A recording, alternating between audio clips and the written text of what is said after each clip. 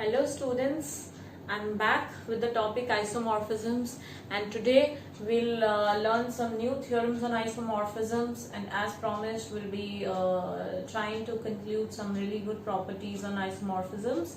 So without wasting much time, let's begin with the first theorem of this video. So this theorem says that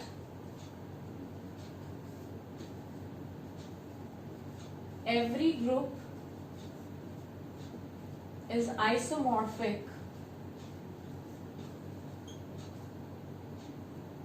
to a group of permutations. Alright. So this term says that every group is isomorphic to a group of permutations. Do you note that whatever we have only one group, okay, and we don't have anything to prove, anything else that we can take help from. So we'll use this given, we are given only with a group and nothing else. We'll use this group to construct another group and define a mapping. Okay, let G is a group. Okay, I'll not write in detail. So if G is a group and G is all we have to construct another group, G bar, which I believe is isomorphic to G, and we will use this G and define a mapping from G to G bar. That is an isomorphism. Okay, so let G be an element in G. Okay, so let's first define G, TG from G to G.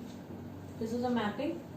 Okay, so I need to prove that this is a permutation. So you see, I'm moving towards the proof gradually, because for this is a random element from the group G, and for every random element I'm trying to define a permutation, and the collection of these permutations will form a group. Okay, so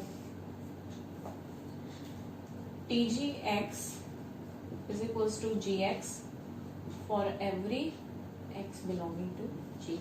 Now to prove that TG is a permutation,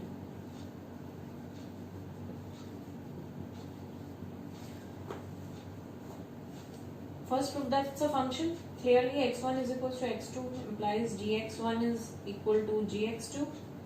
Rather, it's vice versa also. We can write like this also, because left and right cancellation laws hold in a group. Okay, so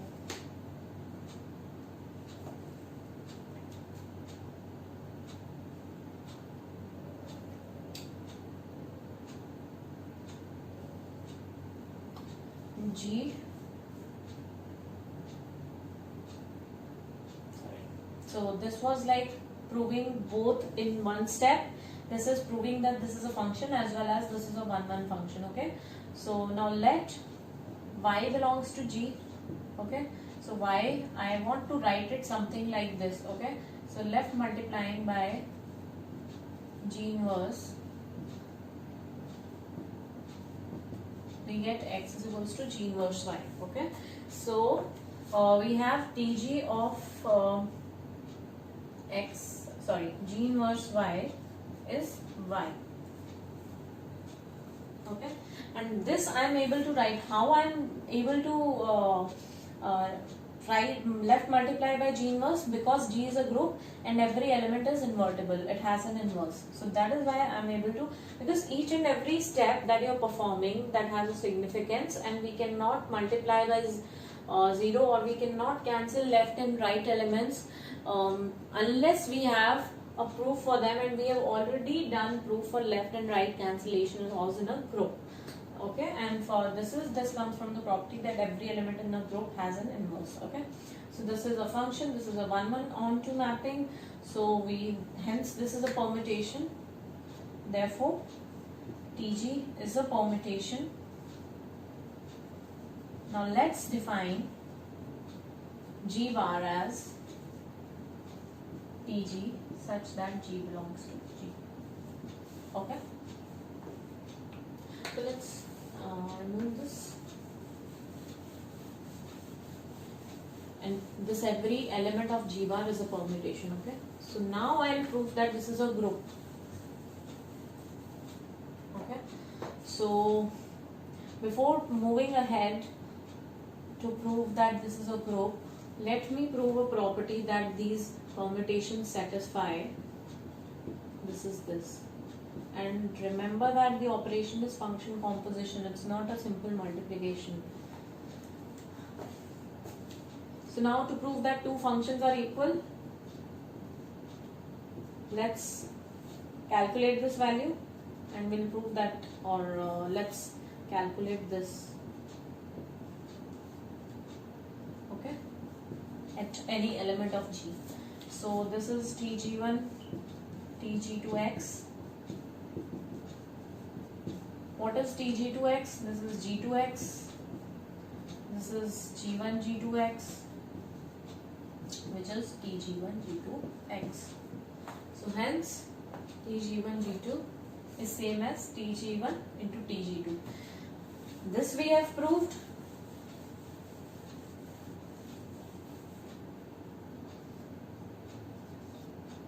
Alright. So to prove that this is a group, associativity Tg1 into Tg2 into Tg3.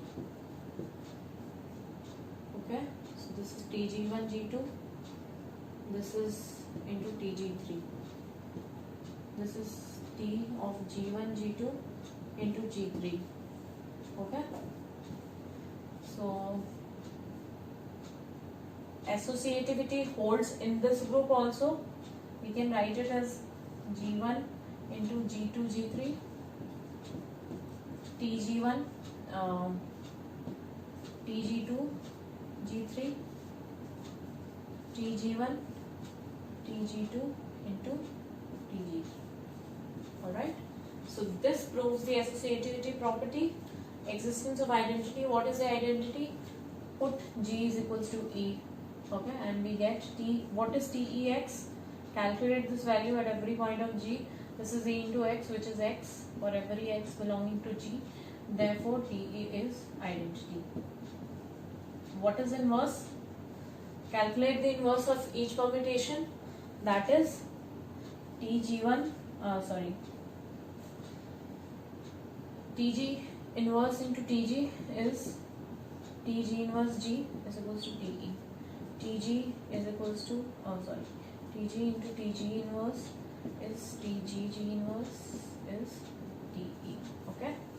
So this is, we have proved associativity, existence of identity, existence of inverse. One thing we are still yet to prove, that is a closure. And since we already know that for every G1, G2 belonging to G, since G is a group, G1, G2 belongs to G, and hence Tg1 into Tg2 is equals to Tg1, G2. How do we know that this is this will belong to G bar? Only if this belongs to G, and we know that this belongs to G because G is a group. Okay, closure holds for G, and these are two elements of G. Okay, so G bar is a group that we have proved. Now the only thing left to be proved is find out an isomorphism from G to G bar. Okay, now I define a mapping from G to G bar such that phi of G is equals to Tg. Alright, and do remember that. Okay, so we had proved this. So to prove that this is an isomorphism, G1 is equals to G2 implies G1x is equals to G2x for every x belonging to G. This implies Tg1x is equals to Tg2x for every x. This implies Tg1 is, these functions are equal. Okay, so this is a function, phi is a function. Second is 1 to 1 Tg1 is equals to Tg2. Okay. Now we need to prove that G1 is equals to G2.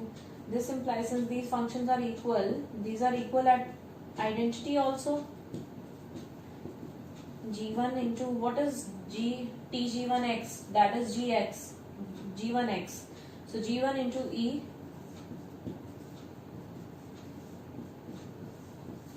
Now what did I do? These are two functions and hence they are equal for every point of G. So this implies they are also equal at x is equals to E. Okay, I just applied Tg1E, and what was Tg1x? That was G1x. You can define Tg in such a manner such that Tgx was Gx. Okay, so this is also 1 to 1. Then we need to prove that this is onto. This is clearly onto, nothing to be proved because we have designed it in such a manner such that every permutation has some G. Okay, has a corresponding element in G. So there is nothing to be proved to prove it onto. Now to prove that it's operation preserving, this property will come into picture. G1 into G2, Tg1 into G2 is equals to Tg1 into Tg2, which is phi G1 into phi G2. Alright, so this is an isomorphism. So we have nothing apart from a group, and we proved that corresponding to a group we have a group of permutations that is isomorphic to that group. Okay, so every group is isomorphic to a group of permutations, and this theorem is known as Kähler's theorem.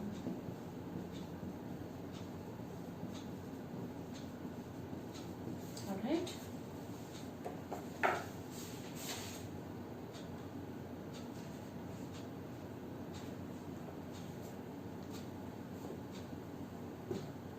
So now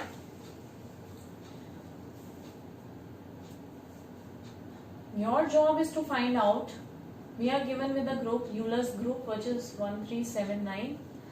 Your job is to find out the group of permutations which is like if we have a group of permutations G, find out a group of permutations, G bar is a group of permutations that we believe is isomorphic to U12. There is nothing to be nothing complicated in this. Just if you have understood the proof, because there also we had a group, here also we have a group, we ourselves constructed that group of permutations and we ourselves defined a mapping. The similar way we need to find out the group of permutations. That is left to you to prove or to find out those that group of permutations. Okay. So next is properties of isomorphisms that I have been talking since the beginning of this chapter, isomorphisms. So these properties are really, really interesting.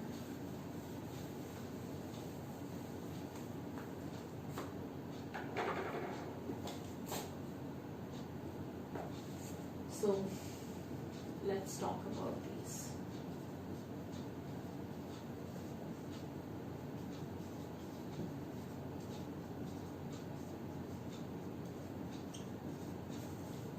Alright. So suppose phi is an isomorphism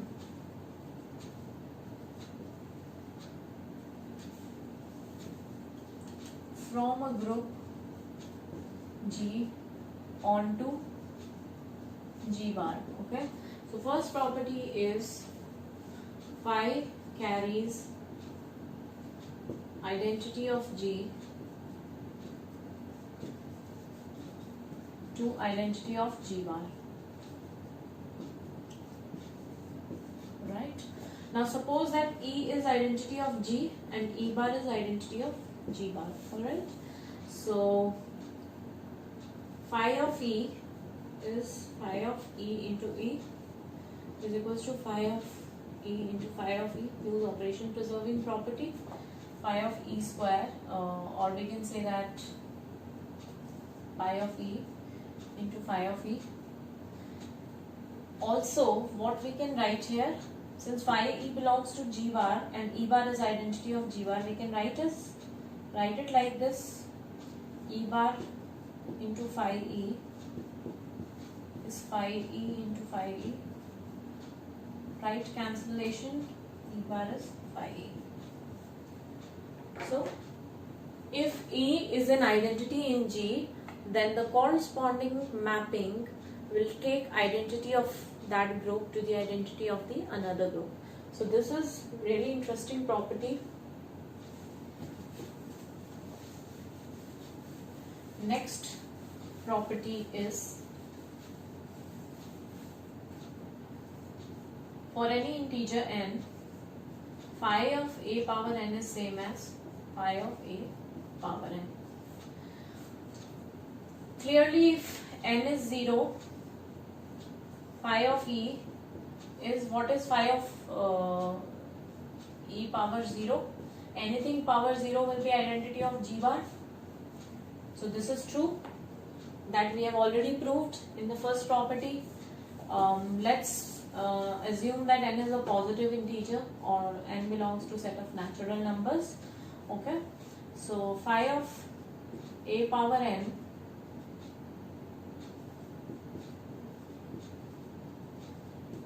alright, and this is equals to phi of a into phi of a into so on up till phi of a, and this is n times.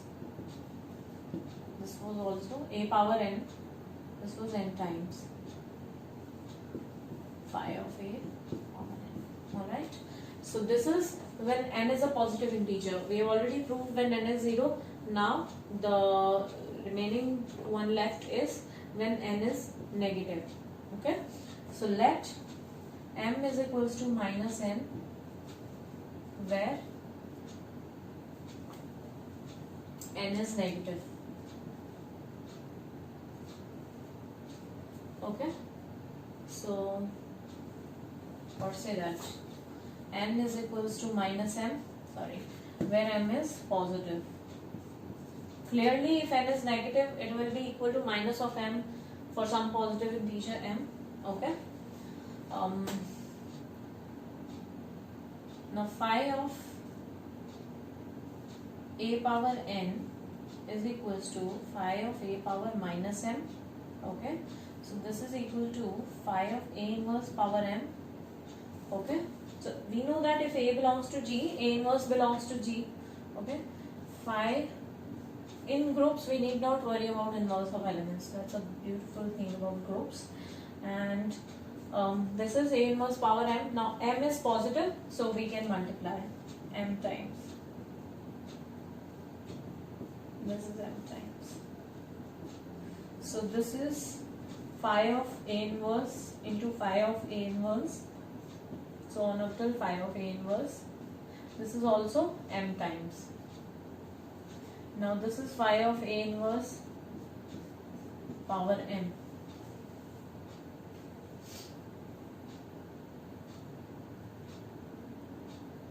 Okay.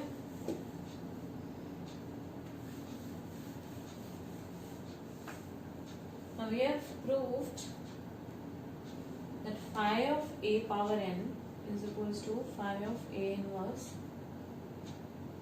power m.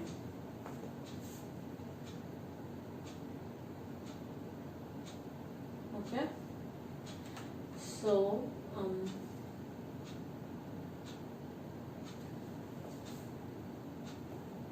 now we need to prove that this is equal to phi of a power minus m. If somehow we are able to prove this, we are done, because minus m is m.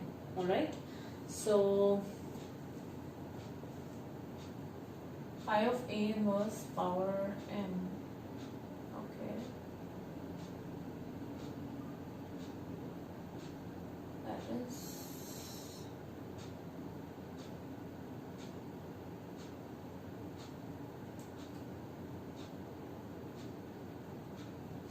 somehow can we prove that phi of,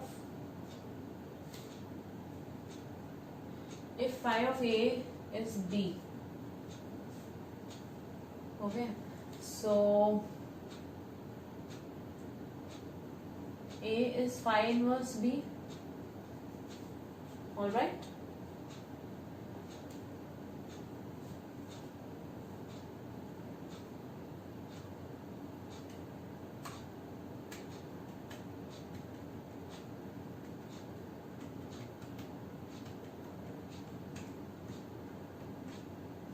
Now phi of A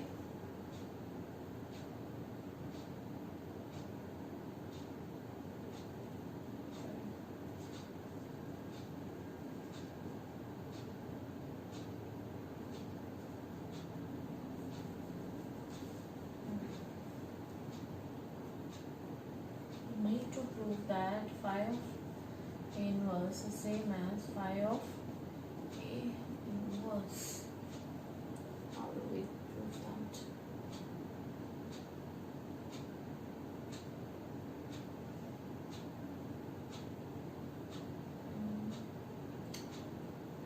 Phi, what is, okay, we know that phi of A inverse is identity of into phi of phi A inverse is equals to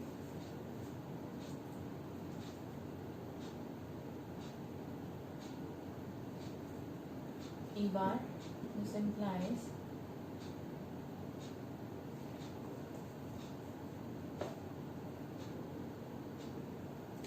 phi A inverse is equals to phi of A inverse. Okay.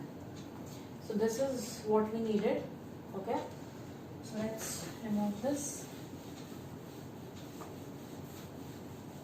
I told you that if somehow we are able to write phi of A inverse as phi of A inverse, we are proving in general for m, n is equals to minus m, where m is positive. Okay. So phi of A inverse, we need to prove this. How to prove this? Phi of A into A inverse is phi of E bar, because E bar is identity of G bar, and this is identity phi, this is identity A into A inverse. Identity is carried to identity, so therefore phi of A into phi of A inverse.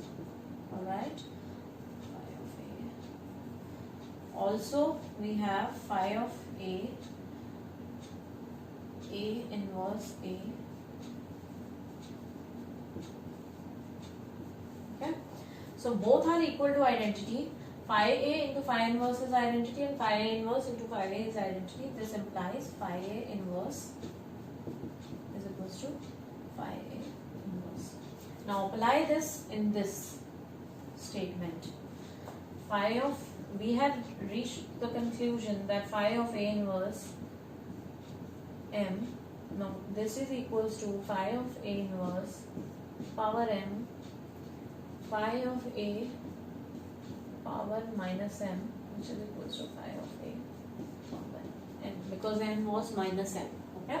So in general we have proved it for all kind of integers, whether it is 0, whether it is positive or whether it is negative. So in general for every integer n and for any group element A, this property holds. Okay. So next property is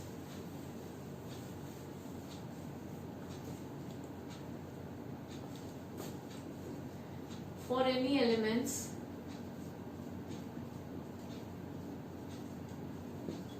A and B in G, A and B commute if and only if phi A commute in G, because they are elements of G bar. Because A and B in G, A and B commute in G if and only if phi A and phi B commute in G bar. Alright. So here goes the proof. If AB is equals to BA means A and B commute in G. Okay. This implies phi of A, AB is phi of BA. This implies phi of A into phi of B using operation preserving property. Okay. This implies phi A and phi B commute. Commute in G bar. Alright. Conversely,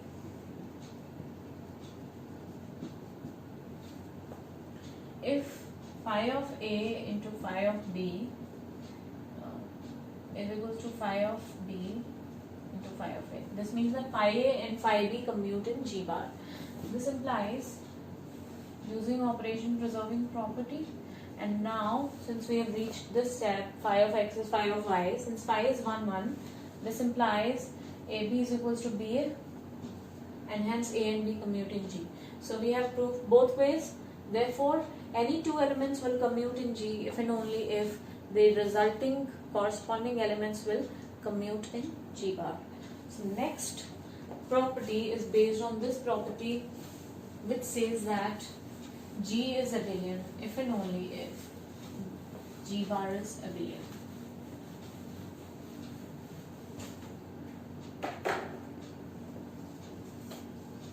G is abelian if and only if G bar is abelian. Alright. So we have already proved that any two elements commute in G if and only if the corresponding elements commute in G bar.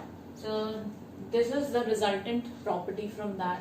This proof comes from there only. We don't need to prove anything because G is abelian. Suppose G is abelian, so we now need to prove that the corresponding let xy belong to G bar. We need to prove that G bar is abelian. This implies there exist A and B belonging to G such that phi of x is phi of A is x and phi of B is 1 because phi is onto. Okay. So to prove that xy is equals to phi of A into phi of B, phi of AB. Now since G is abelian, these elements commute. Phi of B into phi of A is equals to, what is phi B? Y into x. So similarly, if G bar is abelian, we need to prove that G is abelian. Okay. So conversely, to prove that G is abelian, we know that for any xy, AB belonging to G, to prove that AB is equals to BA, phi A and phi B commute. For any AB belonging to G, phi A and phi B will commute from the last property that we did.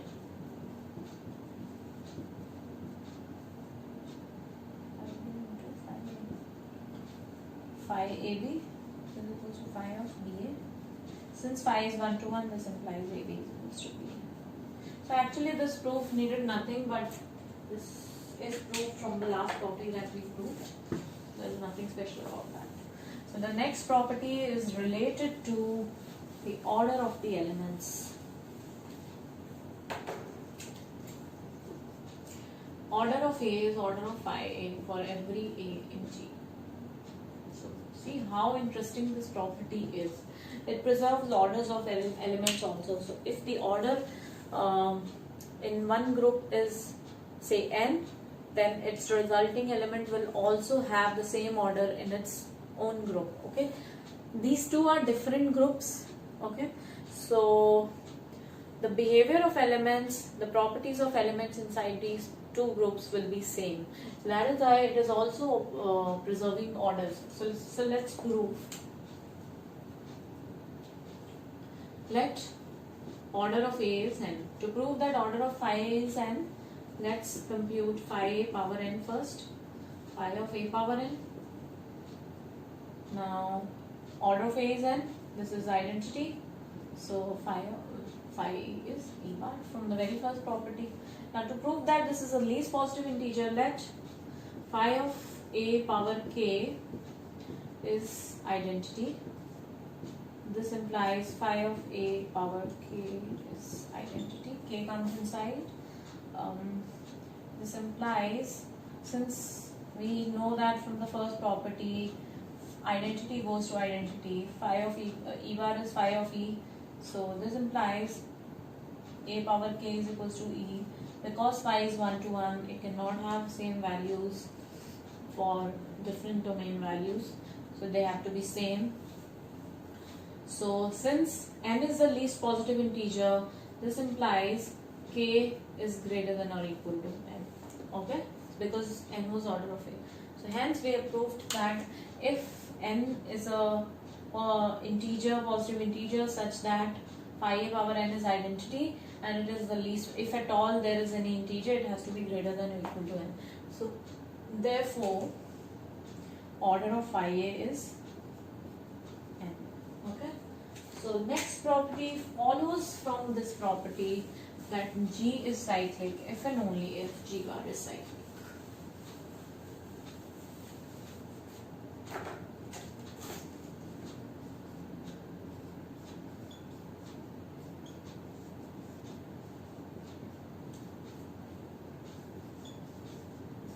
Alright, so G is cyclic if and only if G bar is cyclic. Now, since G is cyclic, let G is cyclic actually. Now because G is cyclic, G can be written as some in this form. Okay, so every element of G is some power of A. Okay, so to prove that G bar is cyclic, I say that phi of A generates G bar. If A generates G, then phi of A generates G bar. Okay, so we already know that, or if A generates G, order of A is order of G is equals to order of G bar, because phi is in isomorphism, is equals to order of phi A. So order is already equal, and let's prove that every element can be written in this form. Okay, power of phi A. Okay, so let y belongs to G bar. This implies there exists some element, say A. No, let x belonging to G such that phi of x is G y. Okay, now every element in G is of the form A power k, so it will be some sort of this element A power k. Okay, so this is equal to phi A power k is equals to y. Alright, so y is some power of phi A. So I have proved that every element in G bar is power of phi A, and also order of A is same as order of phi A. Hence G bar is generated by phi A. Now to prove its converse, that if G bar is cyclic, G is cyclic, we know that order of phi A is same as order of A. Again we use that. Okay, so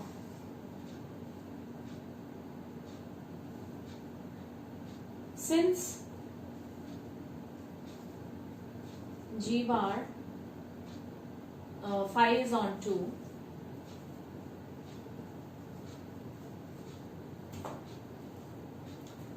let y G bar is some sort of this element. Okay, it is generated by y, so which is equal to say phi A. Okay, because we know that G is on 2, so y is phi A. Okay, for some A belonging to G. Okay, because phi is on 2. Now I claim that if phi A is a generator of G bar, then A is a generator of G. Already we have proved that the order of elements is same, and to prove that every element of X, every element of G is of that form, let X belongs to G. This implies phi X belongs to G bar, and this implies phi x is of the form, since g bar is generated by phi a, this is this form, okay, phi a power k. So this implies by 1 property of phi, x is equals to a power k. So every element in G is of this form. So conversely also we proved that this is true. And now next property is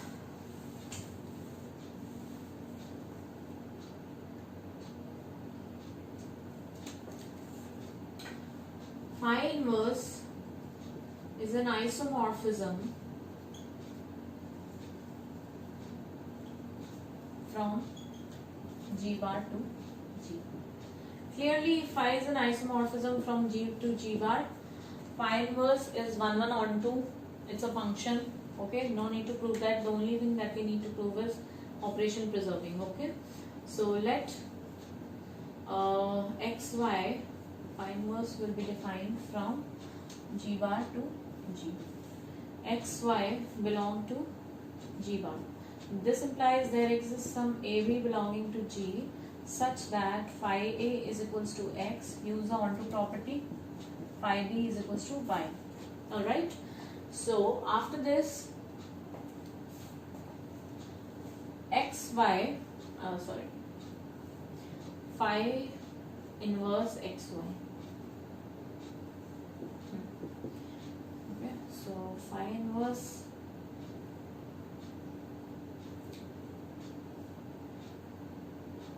phi A into phi B, phi inverse of phi AB. This is phi inverse, phi is identity, so this is AB. Now what is A? A is phi inverse x and B is phi inverse y. It is coming from here.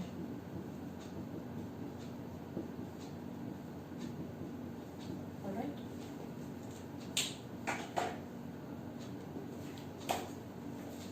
So phi inverse is an isomorphism from G bar to G. So next property is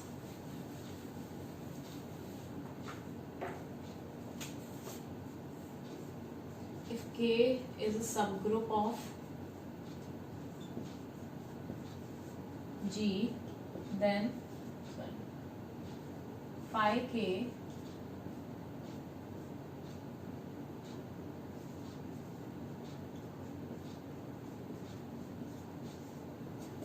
is a subgroup of G bar. There's nothing much to prove here. So let xy belongs to phi k.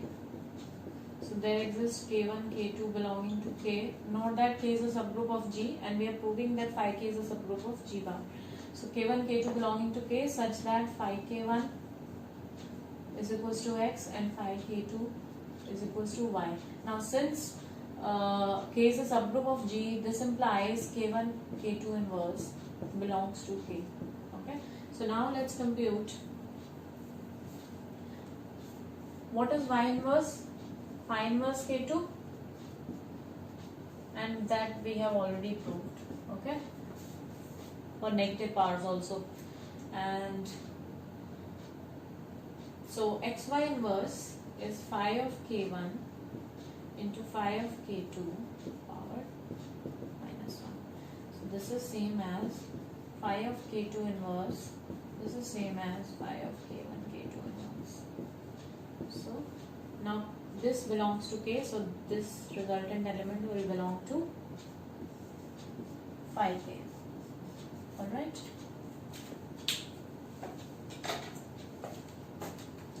So if there is a subgroup in G, there will be a corresponding subgroup in G bar.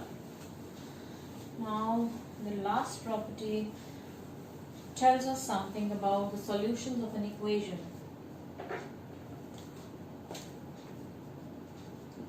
For a fixed integer k and a fixed group element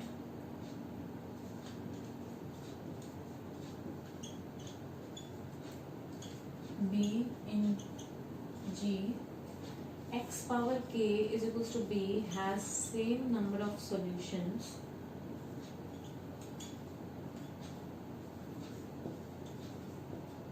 as that of x power k is equals to 5b in G bar. Okay, so we have two equations. X bar k is equals to b. Now in this case, since b belongs to G, so x will belong to G. Okay, so the solutions will be from G, and in this case 5b belongs to G bar, x is unknown, and this equation will have solutions from G bar. Now I am claiming that both the equations have same number of solutions. The count of solutions is same. Okay, so let's prove it. Now if x is a solution to this equation, I prove that phi x is a solution to that equation. Okay, phi of x k is equals to 5b. Now phi of x power k is equals to 5b. Now that means phi x satisfies this equation. So for every x, phi x satisfies this equation. Okay.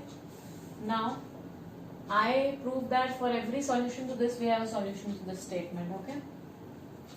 So let there exists some y belonging to G bar such that y power k is 5b.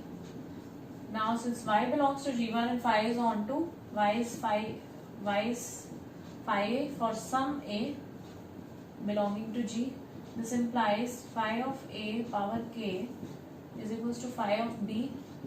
This implies phi of a power k phi of b. Okay, this implies a power k is equals to b. This implies a satisfies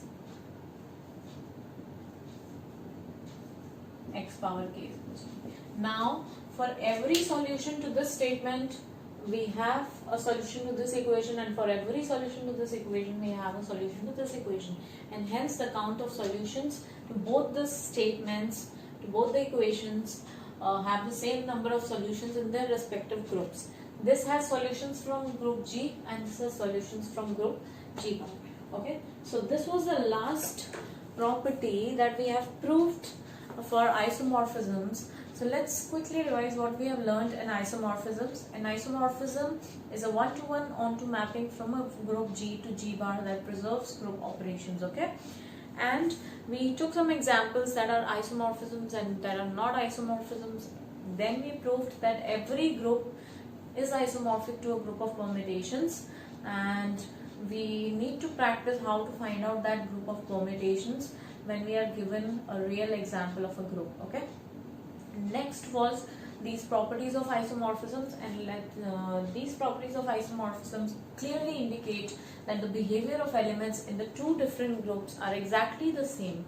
So first was identity goes to identity. Second was powers are retained. Phi of a power n is phi of a power n. Okay. So next was any two elements commute in this group if and only if the other two corresponding mappings commute in the other group. Okay, so G is abelian if and only if G bar is abelian. Then we have order of A is order of phi A. That means the order of any element is same as the order of its corresponding mapped element in the other group. Okay, so orders are preserved. Next was G is cyclic if and only if G bar is cyclic. Next was if phi is an isomorphism from G to G bar, then phi inverse is an isomorphism from G bar to G. Next was if we have a subgroup here in one group, then the corresponding mapped subgroup, okay, so that will also be a subgroup in the other group. Okay, so next was related to the number of solutions to equations. For example, if we have x bar k is equals to b, this is an equation and we are trying to find out the solutions, then the count will be same as that of the other equation on the other hand side in the other group, that is x bar k is equals to 5 bar b.